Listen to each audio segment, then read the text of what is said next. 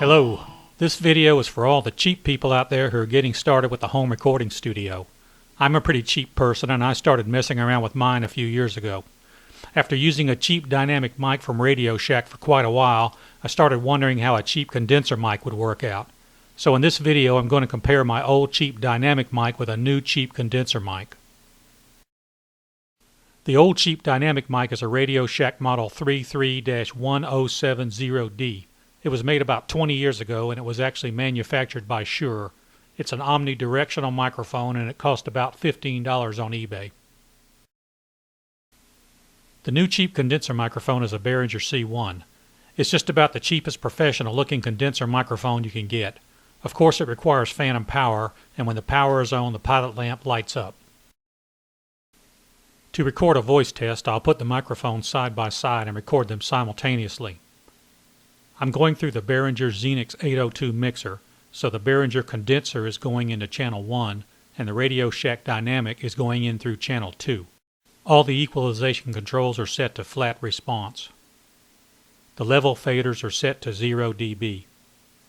The main mix setting is turned up a quarter turn. I'm using Reaper for recording, and these levels give me an input signal of about negative 60 dB.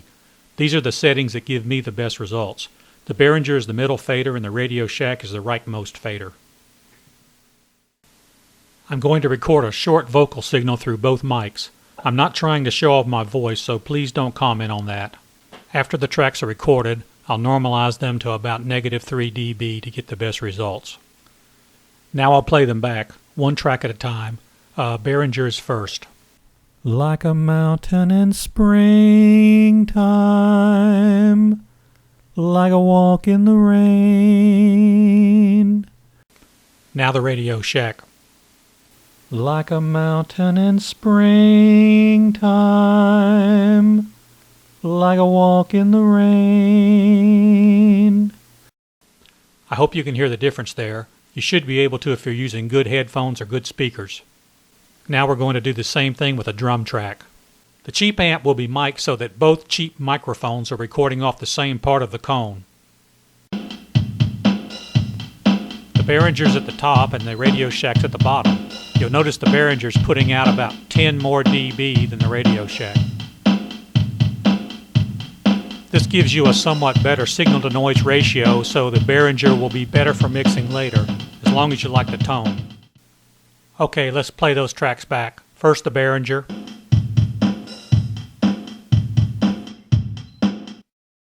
Now the Radio Shack. Can you hear the difference? I can. I'm not sure which is best though.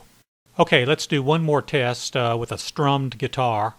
The Behringer's on the top, Radio Shack is on the bottom. These are the recorded signals, and you'll note that the bottom signal has not been normalized yet. I will normalize it before I play it back for you. So here are the played back normalized signals. Behringer first.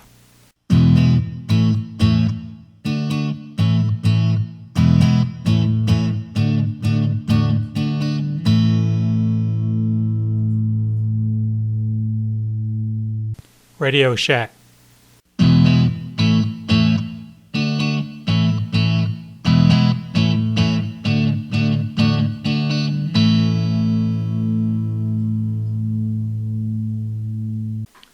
Now a picked, distorted guitar. Behringer.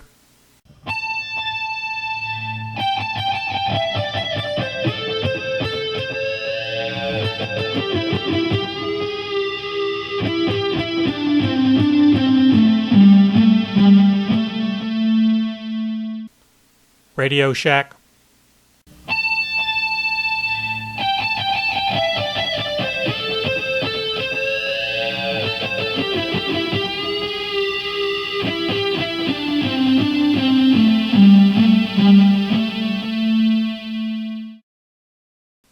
Well, those are my little tests.